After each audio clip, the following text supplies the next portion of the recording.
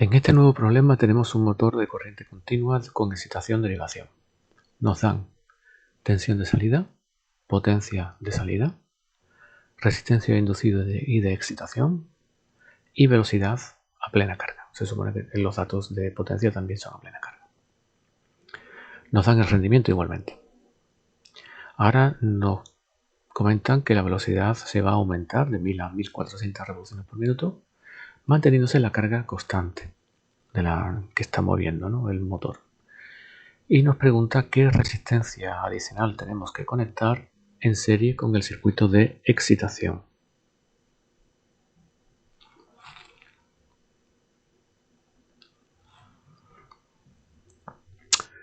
Bien, vamos a plantear, como siempre es habitual, el esquema de conexión interna de la máquina en la situación de inicio y la situación en la que nos piden los nuevos resultados.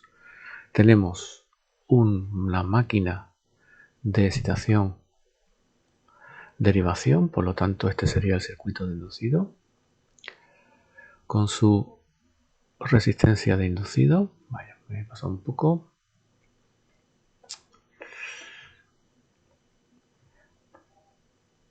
Y tendríamos por otro lado el bobinado de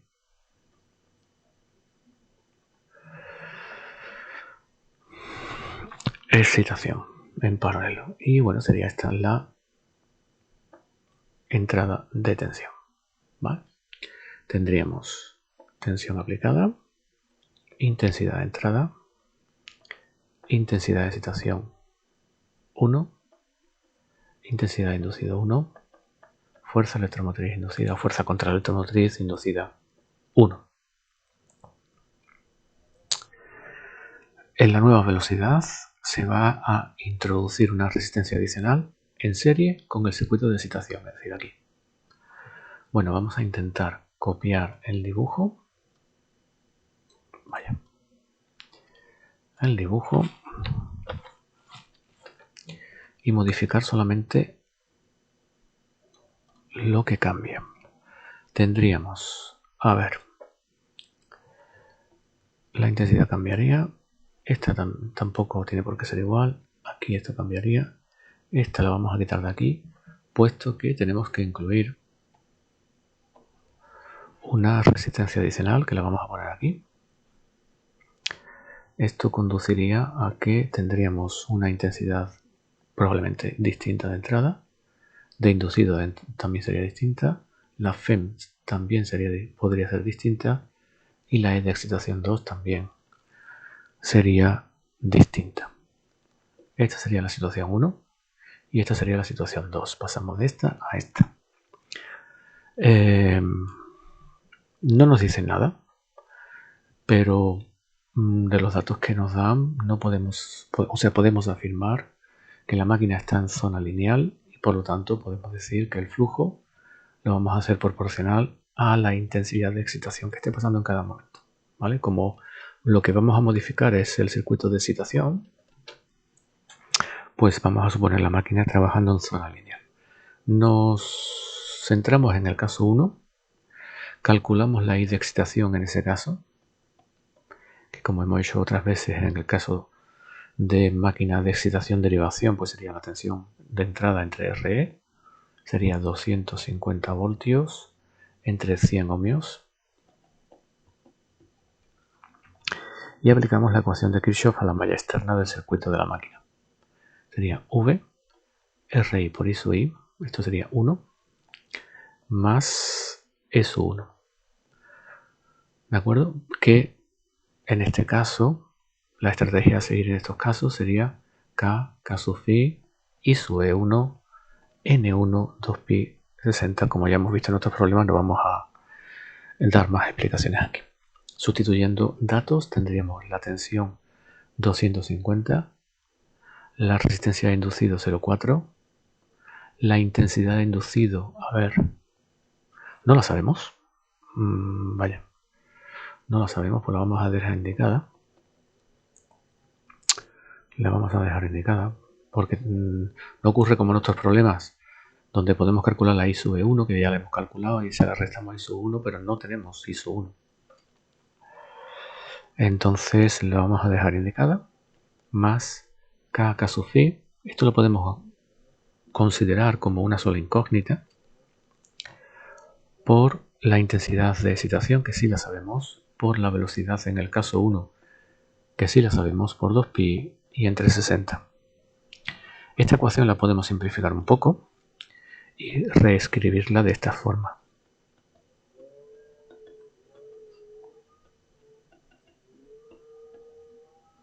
Donde 261,8 es la operación de todos estos números.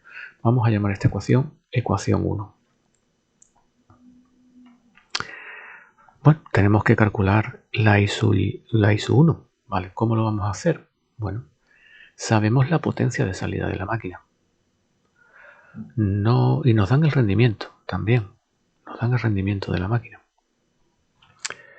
Bien, entonces con el rendimiento que nos lo dan, podemos calcular la potencia de entrada. Vamos a ver qué podemos hacer. El rendimiento sabemos que es del 85%.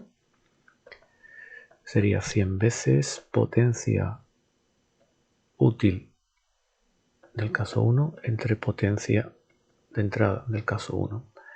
Sería 100 por 7,355 potencia de entrada del caso 1. Entonces la potencia de entrada nos saldría 8.652,9 vatios. Esta potencia de entrada será de 8.652,9 vatios, será V por I.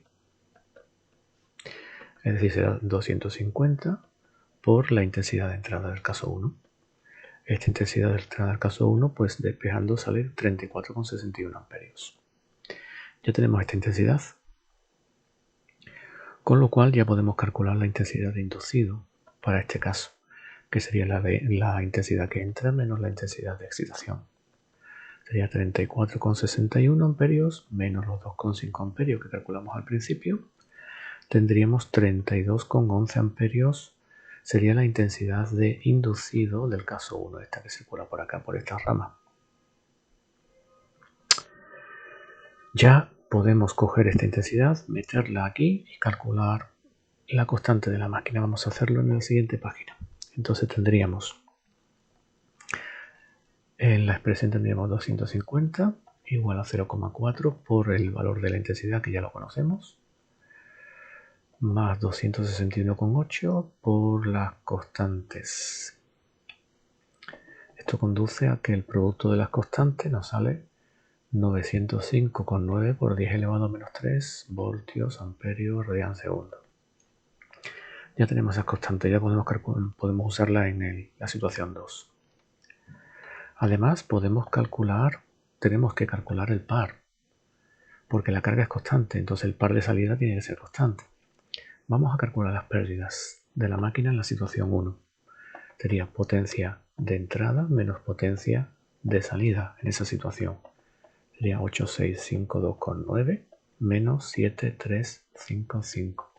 Es decir, se pierden 1297,9 vatios dentro de la máquina. ¿Cuáles son estas pérdidas? Pues en esta situación serían las pérdidas en RE, en el cobre, las pérdidas en RI, en el cobre, y las pérdidas mecánicas.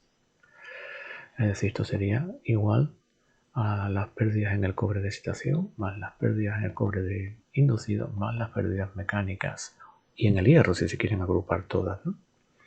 Vamos a calcular las pérdidas en el cobre de excitación para el caso 1. Sería V cuadrado partido de RE. Sería 250 al cuadrado partido de 100, 625 vatios. Vamos a calcular la potencia perdida en el cobre del inducido para el caso 1. Podemos calcularlo como RI por I sub I al cuadrado. Sería 0,4 por 32,11 al cuadrado, sale 412,42 vatios. Por lo tanto, las pérdidas mecánicas, que no nos lo dan, pues sería la suma de pérdidas totales de la máquina menos la suma de las dos pérdidas que hemos calculado por efecto Joule. Sería 1297,9 menos 625 más 412, esto entre paréntesis, con 42. Las pérdidas mecánicas ascienden a 260,48 vatios. ¿Vale? La tenemos ahí. Vamos a suponer que estas pérdidas mecánicas van a ser constantes en las dos situaciones, en la 1 y en la 2. El par útil será la potencia útil dividido de la velocidad 1. 7355 entre 1000 revoluciones por minuto y pasada a radian segundo. Sería 70,24 Nm. Este sería el par útil del caso 1 que se mantiene constante en el caso 2. ¿Vale? Pasamos ahora al caso 2, que sería este de aquí. Si quieren, incluso podemos, podemos llevarnos el dibujo, repetirlo, no sé si aquí, y en todo caso, como seguramente nos extenderemos más allá de esta página, pues nos lo llevamos también en una página adicional que ya usaremos luego. Seguimos aquí. Vamos al caso 2, ¿no? Todo esto ha sido con el caso 1. Vamos al caso 2. Al caso 2.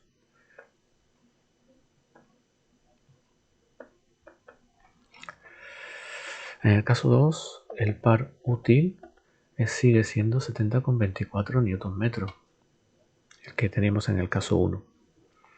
La potencia útil de esa situación sería par por velocidad. Voy a ponerlo abajo porque me voy a colar encima del dibujo. Entonces,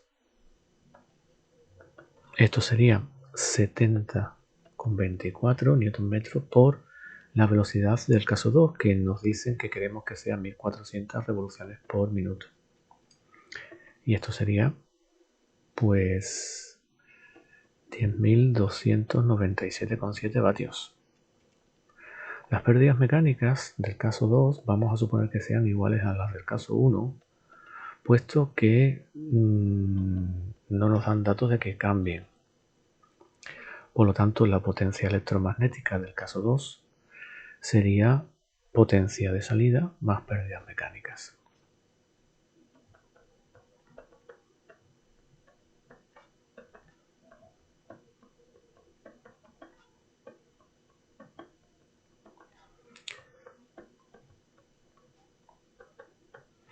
$10.558,2 vatios.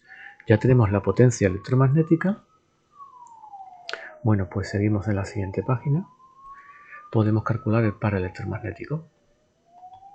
Sería esa potencia dividido de la velocidad 2.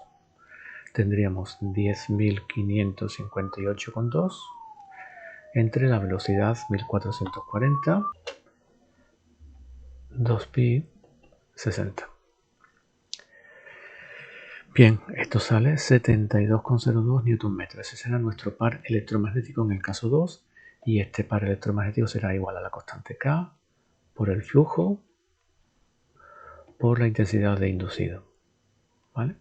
Como el K flujo ya lo tenemos calculado de antes, podemos calcular el producto de las dos intensidades para el caso 2, que saldría 72,02 partido de K flujo, que era 905,9 por 10 elevado a menos 3. Es decir, el producto de esas dos intensidades sale 79,50. Vamos a despejar I2 porque esta va a ser la que me va a interesar despejar, como vamos a ver inmediatamente. La tenemos ya despejada de aquí. Ahora vamos a aplicar Kirchhoff en la malla externa de la máquina, como suele ser habitual. Sería la tensión aplicada, 250 voltios, sería la caída de tensión en RI, más la E. La E sería K flujo, vamos a poner ya su valor. K por K flujo, 905,9 por 10 elevado a menos 3, por la IE2 por velocidad, por 2pi y el 60. Tenemos una ecuación con dos incógnitas. Como la que nos interesa calcular es la IE2, tenemos que eliminar esta de aquí y la vamos a eliminar con la ecuación que hemos dejado aquí pendiente, ¿no? Por eso despejamos IE2, ¿no? Sería 250, 0,4 por 79,50. Cogemos el valor de I2 que nos da la condición de par.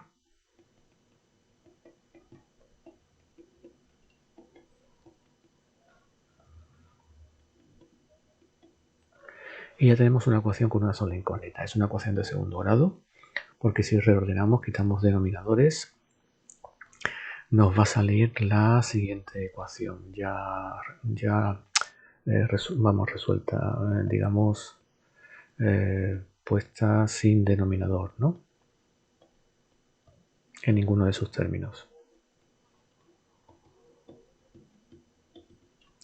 No está normalizada, bueno, pero no hace falta. La metemos en la calculadora o en la expresión de la resolución de una ecuación de segundo grado y obtenemos, como era de esperar, dos valores de intensidad E2, 1,745 amperios y 0,137 amperios. Tenemos que descartar uno de ellos. Para descartar uno de ellos vamos a coger estos dos valores, los vamos a meter aquí, vamos a calcular la I2 correspondiente. En este caso saldría 45,56 amperios y en este caso la I2 saldría 580,3 amperios. Si nos fijamos el valor de la intensidad nominal, que nos salía en el caso 1, la I estaban en el orden de los 30 amperios, en ese orden de magnitud. Vemos que, bueno, esta está ligeramente por encima, eso es lógico cuando bajamos la velocidad, cuando incrementamos la velocidad por este procedimiento, la intensidad va a aumentar, ¿vale? Entonces esta está en el orden de magnitud de la nominal, podemos decir, aunque está un poco sobrecargada, pero esta es mucho más grande, ¿no? Entonces esta solución no es la que nos interesa, ¿vale? La descartamos. Las dos soluciones son soluciones matemáticas de la ecuación de segundo grado, pero una de ellas es la ecuación, es la solución, digamos, técnicamente aceptable. Entonces IE2 vamos a considerar que sea 1,745 amperios. E IE2 sería la tensión aplicada partido de RAD más RE, ¿vale? La tensión era 250, la RAD no la conocemos y la RE era 100. De aquí despejamos y la RAD que nos sale 43,27 ohmios, que es la resistencia que habría que añadir en serie para conseguir que, siendo el par el mismo, tengamos la velocidad de 1400 revoluciones por minuto. Y con esto acaba este problema.